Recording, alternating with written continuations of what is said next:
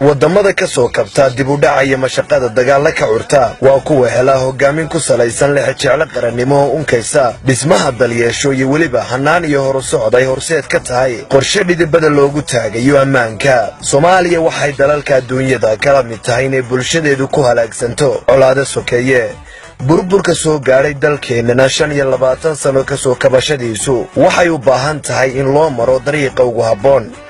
dhismaha ciidamadu waa qorshe kale oo tiir bir u noqonaya xasilooni timaada in muhiimada koowaad labaad saddexaad la siiyo amniga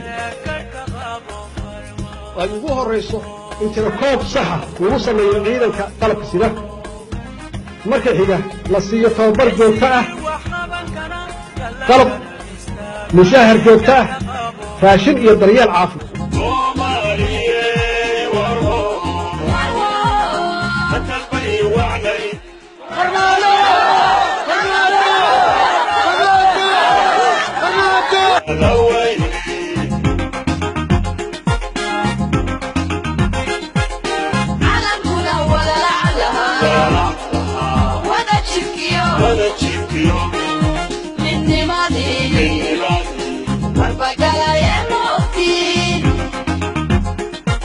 taageer isbedelka cadceedda horumarka dayixii nabadda iyo rajadii bulshada ayaa markii u horeysay soo bidhaantay taageer muwaadin isbedel mahadiyo farmaajo siyaasi la aragtiya bulshadiisa